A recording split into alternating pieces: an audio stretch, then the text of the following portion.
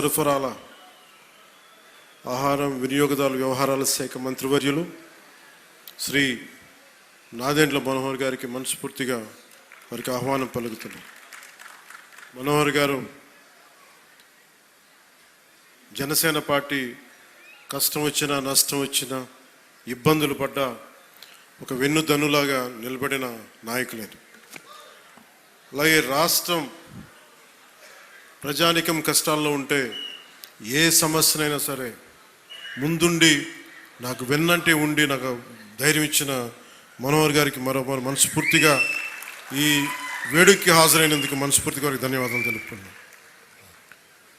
ఆయన వాగ్దాటితోటి మంత్రముగ్ధుల్ని చేసే గౌరవ పర్యాటక సాంస్కృతిక సినిమాటోగ్రఫీ శాఖ మంత్రివర్యులు కందుల దుర్గేష్ గారికి మనస్ఫూర్తిగా హృదయపూర్వక నమస్కారం.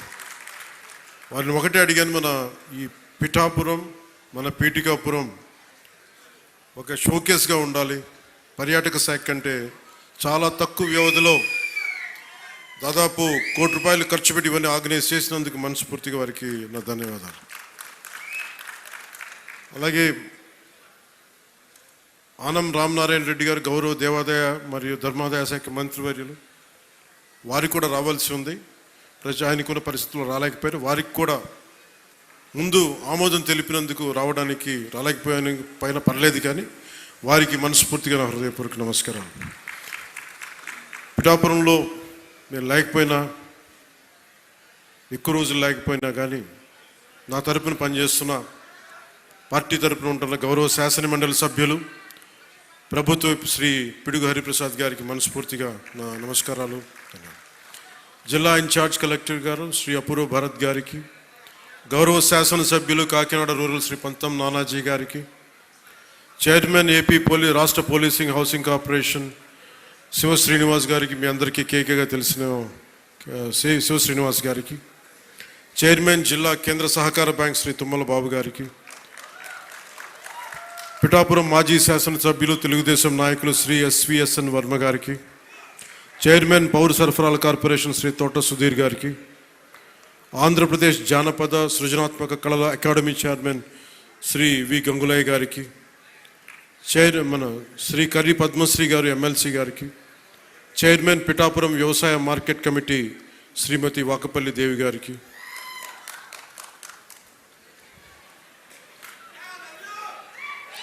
Chairman Godavari eastern delta project Shri Muralishetti Sunil గారికి, బీజేపీ పిఠాపురం ఇన్ఛార్జ్ బుర్రా మురళీకృష్ణరాజు గారికి. ఆయన ఒకసారి బీజేపీని జనసేన కూడా నాకు అర్థం కాదు, అంత ప్రేమ చూపిస్తారు, అంత నిలబడతారు.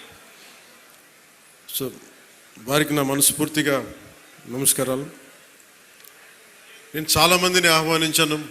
చాలామంది గతంలో పిఠాపురంలో మన ఎలక్షన్ సమయంలో జనసేన విజయానికి కృషి చేసిన చాలామంది సినిమా ప్రముఖుల్లో చాలామందిని ఆహ్వానించి మొదటి రోజుగా హైపర్ ఆది గారిని,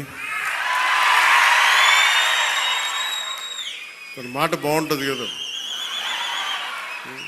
అందరూ కామెడీ హ్యూమర్ అనుకుంటారు, మాట చాలా విట్టు ఉంటుంది. అలాంటి హైపర్ ఆది గారు ఇక్కడ విచ్చేసినందుకు మనస్ఫూర్తిగా వారికి నా హృదయపూర్వక నమస్కారాలు, ధన్యవాదాలు. అలాగే సాగర్ జనసేన ఇన్ఛార్జ్, కరీంనగర్ ఇన్ఛార్జ్, ప్రత్యేకించి వాళ్ళందరినీ మనకి టీవీ మాధ్యమాలతో వారికి సీరియల్స్ ద్వారా వారు ఆర్కే నాయుడుగా మన ఈ మధ్య సినిమా కూడా చేశాం. ఆయన అసలు పేరు సాగర్ అయినప్పటికీ కూడా ఆయన వేసిన క్యారెక్టర్ ఆర్కే నాయుడుగానే ఆయన ప్రసిద్ధి చెందారు. మనస్ఫూర్తిగా వారికి ప్రత్యేకించి తెలంగాణ నుంచి మీరు మనస్ఫూర్తిగా ఇక్కడికి వచ్చినందుకు నా హృదయపూర్వక ధన్యవాదాలు. తెలంగాణకి ఆంధ్ర ప్రాంత ప్రేమను తీసుకెళ్ళండి. తెలంగాణ సోదరులకి సోదరీమణులకి మనస్ఫూర్తిగా గోదావరి జిల్లాలోకి వచ్చి మన ఆతిథ్యం స్వీకరించమని మనస్ఫూర్తిగా మీరు తెలియజేయండి. ఏదైనా కూలగొట్టేయడం చెడగొట్టేయడం చాలా తేలికమ్మా. ఒక పండగ చూస్తామంటే ఏం మాట్లాడాలనుకుంటామంటే ఓ పిడికిడు గింజలు పండించడం చాలా కష్టమైన పని. అదే పిడికిడికి ఒక చేతికి వచ్చిన పంటని నేల రాసేయడం చాలా తేలిక. ఒక అలయన్స్ని నిర్మించడం చాలా కష్టం. అందరినీ ఏకతాటి పైన తీసుకురావడం చాలా కష్టం. కేంద్ర నాయకత్వం దగ్గర నుంచి రాష్ట్ర నాయకత్వం ఎంత కష్టపడి పట్టుకెళ్తుంటే దాన్ని చెడగొట్టడం చాలా తేలిక, చాలా తేలిక. సంక్రాంతి మనం చెప్తుంది ఏంటంటే, ఒక చేతికి ఒక కష్టపడి సంవత్సరం ఒక 6 నెలలు కష్టపడి 4 నెలలు కష్టపడి పంట చేతికి వస్తే ఆనందం తాలూకు నిదర్శనమే సంక్రాంతి పండగ. మనకి ధాన్యం వచ్చింది, ధాన్యం అమ్మగా డబ్బులు వచ్చినాయి. ఈ రోజున మన హరిదాసులు కానీ ఇంతమంది జానపద కళాకారులకు కానీ మనం ఎందుకు ఇస్తాం ఇవన్నీ అంటే, మా దగ్గర అబండెన్స్ ఉంది, మాకు ఒక 10 బస్తాలు పంట ఉంటే మేము 2 బస్తాలు పంచుతామని చెప్పడానికి.